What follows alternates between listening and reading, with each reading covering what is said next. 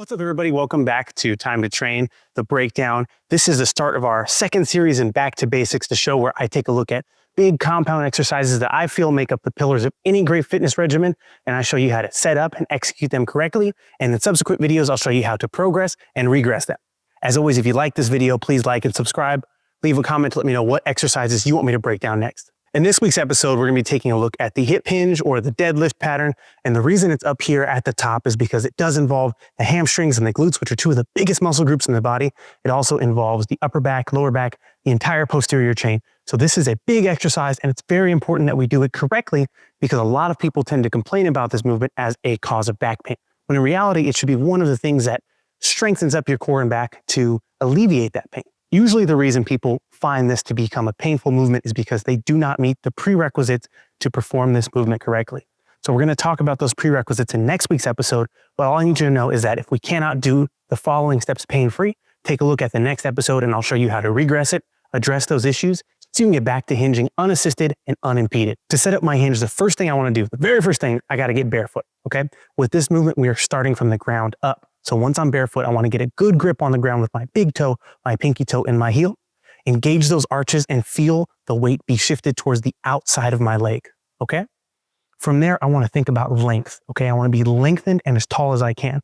So my knees are right over my ankles, my feet are parallel, my quads are engaged, my glutes are squeezed so that my hips are right under my belly button, which is right under my rib cage. So I don't want to be overextended through the back or overly crunched forward. From this tall position, I want to broaden my shoulder blades out, keep them wide and neutral so I don't want my shoulder blades squeezed together and touching, or super rounded and internally rotated. Above the shoulders, I want to have my chin tucked so my neck is nice and long. Think about trying to touch the crown of your head up to the sky. Once I'm set up in my tall position, the thing I want to focus on first is to hinge through the hips, not to bend forward at the chest or break at the belly button, but rather keep everything above my waist as one single unit, and I'm going to hinge forward at the hip bones themselves. Now, as I hinge, I want to limit my knee bend and keep it only to the point where it allows my hips to move backwards. The way we do that is by making sure my shin stays perpendicular or at a right angle to the ground. As I hinge back, we want to only go as far as I can maintain that tension on my backside. If we start to feel the tension creep up in the lower back or in my shoulders or my neck or anywhere else other than the glutes and hamstrings, I'm going too far and we're probably violating the edge of our own flexibility. So once we find that edge where all the load is focused down there on the glutes and hamstrings, we stop there, pause for a moment, and I want to think about reassessing that foot position, gripping hard and pressing down. Then I'm going to squeeze my glutes and stand on up.